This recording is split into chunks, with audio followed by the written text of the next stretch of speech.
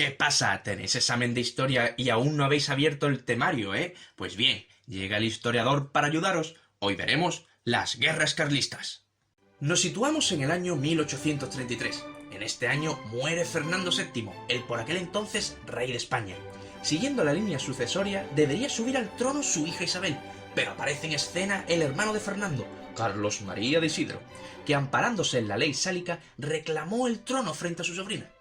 Pronto se crearon dos bandos, los defensores de Isabel, los isabelinos, y los defensores de Carlos, los carlistas, los cuales le proclamaron rey, iniciando así una guerra civil. El bando isabelino contaba con el respaldo de la alta nobleza, mandos del ejército, la jerarquía eclesiástica y los empleados públicos, vamos, los funcionarios de la época. También los liberales se unieron a este bando, ya que veían en Isabel una forma de acabar con el antiguo régimen.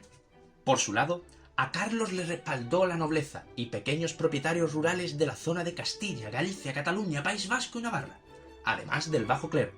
Aún así, hay historiadores que creen que el número de carlistas era superior al de isabelinos. Los carlistas en ideales eran más tradicionalistas y buscaban la defensa del antiguo régimen. Su lema era Dios, patria, fuero y rey. Aquí podemos ver un mapa con la distribución de los bandos. Y es curioso cómo en grandes ciudades como Barcelona, Bilbao o San Sebastián apoyaron al bando isabelino, aun estando en zona potencialmente carlista. El resto de Europa estuvo también atento a la futura guerra civil y apoyaron a los distintos bandos. Austria, Prusia y Rusia se decantaron del bando carlista, mientras que Francia, Inglaterra y Portugal estuvieron del lado isabelino. De las tres guerras carlistas cabe destacar la primera, ya que tuvo una mayor repercusión. Esta se desarrolló entre 1833 y 1839. La podemos dividir en tres etapas. Una primera etapa, en la que destaca la muerte de Zumalacárregui en el bando carlista al intentar tomar Bilbao. Una segunda etapa, en la que los carlistas perdieron en su intento de tomar Madrid contra las tropas del general Espartero. Y por último, una tercera etapa, en la que los carlistas, cansados de perder, se dividieron en dos bandos, un bando que apostaba por la paz y otros que se hacían llamar los exaltados, que querían seguir luchando. La guerra termina y mientras Isabel se queda con el trono, Carlos huye en barco a Londres para refugiarse. Debido a la cantidad de pérdidas humanas y materiales, los gobiernos liberales recurren a las desamortizaciones de la Iglesia para conseguir ingresos. Una de las más famosas es la de Mendizábal, en 1837. Las distintas guerras influyen en el reinado de Isabel. Es por eso que tuvo que apoyarse mucho en los liberales para consolidarse en el trono, por lo que progresivamente España fue pasando de un antiguo régimen absolutista a uno parlamentario. Aún así, su reinado estuvo caracterizado por una gran inestabilidad política, con muchos cambios de gobierno y multitud de constituciones. Solo decir que durante el reinado se redactaron 3 constituciones distintas. Tanto cambio constitucional se debía a que cuando un partido llegaba al poder, en vez de sustituir algunas leyes, cambiaban la constitución por completo a su gusto. Ya que a la muerte de Fernando Isabel solo tiene 3 años, su madre ostenta la regencia y en principio va a mantener el régimen absolutista nombrando a Cea Bermúdez jefe de gobierno. Pero al estallar la Primera Guerra Carlista y para contentar a sus aliados liberales, lo sustituye por Martínez de la Rosa, quien en 1999 sería piloto de Fórmula 1. Durante el año que nuestro amigo de la Rosa estuvo en el cargo, se promulgó el Estatuto Real de 1834, de la que os dejo algunas características. Los liberales, no contentos, querían volver a restaurar la Constitución de 1812, por lo que las protestas hicieron que la regente nombrara a Mendizábal como jefe de gobierno. Sí, el mismo que hizo la desamortización. Mendizábal pretendía cambiar el estatuto por una nueva constitución, por lo que María Cristina lo destituyó. Es entonces cuando se realiza el levantamiento de los sargentos del Palacio de la Granja, en el que los liberales toman el poder y obligan a María Cristina a promulgar una constitución que contente a progresistas y moderados. María Cristina pierde seguidores, dimite y se exilia a Francia debido a un escándalo financiero y al hacerse público su matrimonio en secreto con un oficial de su guardia. Con su dimisión, ostenta la regencia el general Baldomero Espartero, Y aunque con él se asentó el nuevo régimen liberal, su gobierno se acabó convirtiendo en autoritario, ya que cual político en la actualidad repartía cargos entre sus amigos. Los moderados conspiraron contra Espartero y tuvo su clímax en la sublevación de Narváez, que hizo que Espartero se exiliara a Inglaterra. La inestabilidad política hizo que se adelantara la mayoría de edad de Isabel II, para que pudiera reinar, aunque solo tuviera 13 años. En este momento surgen diversas corrientes ideológicas, naciendo los primeros partidos políticos. ¡Ey! Vale, alto ahí. Un momentito, os dejo 5 segundos para que elijáis qué partido es el vuestro. Votad aquí arriba. ¿Team moderados, team progresista, team demócratas? ¿Ya habéis votado? Pues sigamos con la historia. En 1844 Narváez se convierte en el jefe de gobierno, lo cual supone que los moderados tengan el poder y confirma la influencia militar en la política. Los moderados crean una nueva constitución, la de 1845, para afianzarse en el poder. Esta década se caracteriza por el nivel altísimo de conservadurismo, con leyes como que la reina elige a los alcaldes de poblaciones de más de 2000 habitantes. También se firmó un concordato con la Santa Sede, por el que el Estado asegura el sostenimiento económico de la Iglesia y le da el poder de la enseñanza. El exiliado opositor a Isabel, Carlos María de Isidro, tuvo la brillante idea, que parece sacada de la serie Juego de Tronos, de casar a su hijo Carlos VI, para los carlistas, con su prima Isabel, para así terminar con esa pequeña discusión familiar por ver quién ostenta el poder. Pero según fuentes de la época no le agraciaba mucho a Isabel, ya que éste padecía de estrabismo. Aunque tampoco se fue muy lejos, ya que acabó contrayendo matrimonio con su otro primo, Francisco de Asís y Borbón, reactivando así el conflicto con los carlistas. Debido a esto, se inició en 1846 la Segunda Guerra Carlista, aunque para muchos historiadores no fue una guerra como tal.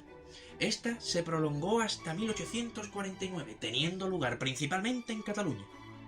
Istúriz sustituyó a Narváez como jefe del gobierno y en 1847 dio una amnistía política que hizo que muchos exiliados como Espartero regresaran al país. Esto irritó a Narváez, que dio un golpe de estado, iniciando así una dictadura que duraría 3 años. En 1851 Narváez dimitió, acusado de corrupción, y fue sustituido por Bravo Murillo. Murillo llevó a cabo una política ultraconservadora, impulsó las redes ferroviarias y creó el canal de Isabel II para abastecer de agua a Madrid. Bravo Murillo acaba siendo sustituido y la situación provoca otro pronunciamiento militar de los generales O'Donnell, Dulce y Rosolano, conocido como la Vicalvarada, en 1854. Estos redactaron el Manifiesto de Manzanares, exigiendo reformas en la ley electoral. Para controlarlo todo, la reina confió en Espartero, que era progresista, para formar un gobierno de coalición con O'Donnell, que era moderado. El gobierno intentó recuperar el régimen progresista redactando una constitución que finalmente no vio la luz. Se llevaron a cabo medidas económicas como la desamortización de Madoz y la creación del Banco de España. Pero una gran crisis económica y las diferencias internas forzaron la dimisión de Espartero. O'Donnell se quedó a cargo del gobierno en una etapa de crecimiento económico, ya que peor no podía ir la cosa, y algo de estabilidad social. También se iniciaron guerras en México, Marruecos y con Chinchina, para ganar un poquito de prestigio internacional. Se reinstauró la Constitución moderada del 45, recortando derechos y libertades. O'Donnell buscó apoyo en los liberales moderados para crear un partido de centro, la Unión Liberal. Se sucedieron gobiernos moderados y unionistas, pero ni Narváez ni O'Donnell pudieron solucionar los problemas de España. Los progresistas intentaron acceder al poder por el pronunciamiento de Prim, pero este falló. Prim fue exiliado y allí cogió fuerzas de oposición entre progresistas y demócratas y firmaron el Pacto de Ostende en 1866 con el objetivo de destronar a Isabel II. Con la muerte de O'Donnell en 1867, su sucesor en el Partido de Unión Liberal, el general Serrano, se unió al Pacto de Ostende. En 1868 se inició una sublevación militar en Cádiz, encabezada por el almirante Topete, y se extendió por todo el país, convirtiéndose en un levantamiento popular conocido como la Gloriosa. Las fuerzas de Isabel fueron derrotadas en la batalla de Alcolea, y la reina tuvo que exiliarse a Francia. El ansia revolucionaria fue decreciendo y los militares, dejando de lado a los republicanos, crearon un gobierno provisional. Este gobierno unió fuerzas para la creación de una monarquía constitucional, creando la Constitución de 1869. Mientras buscaban a un nuevo rey, Serrano se hizo regente y Prim se convirtió en el presidente del gobierno, con misión de encontrar un nuevo monarca que aceptara la nueva constitución y además debía no ser Borbón. Finalmente, el elegido fue Amadeo de Saboya. Sí, al pobrecillo le gastarían más de una broma en el instituto. Amadeo vio el panorama que había en España y duró más bien poco. El mismo día que llegó, asesinaron a Prim, el que se encargó de traerlo como rey. La coalición se fragmentó y muchos negaron su apoyo al nuevo rey, creando un partido de apoyo al hijo de Isabel II. Los progresistas también se fragmentaron en dos: el Partido Constitucional, dirigido por Mateo Sagasta, y otro radical, de Ruiz Zorrilla. Los 2 años de reinado de Amadeo hubo constantes cambios de gobierno y cada vez el monarca contaba con más número de opositores. Los carlistas se levantaron en armas por tercera vez, en 1872, proclamando como rey legítimo a Carlos VII, nieto de Carlos María de Isidro. Los republicanos querían grandes reformas. El clero protestaba por las desamortizaciones. Cuba hizo una insurrección iniciando una guerra. Aumentaron las huelgas, atentados y manifestaciones. La alta nobleza despreciaba al rey. Amadeo, aislado y desautorizado, decidió renunciar al trono y volverse a Italia. Ante aquel vacío, los diputados y senadores se reunieron en sesión extraordinaria. Y entonces... Suscríbete y dale a like para ver qué pasa en el próximo capítulo. ¿Qué harán los diputados? ¿Qué habrán votado esos senadores? Recuerda dejar tu comentario abajo si quieres que hablemos de algún tema en especial.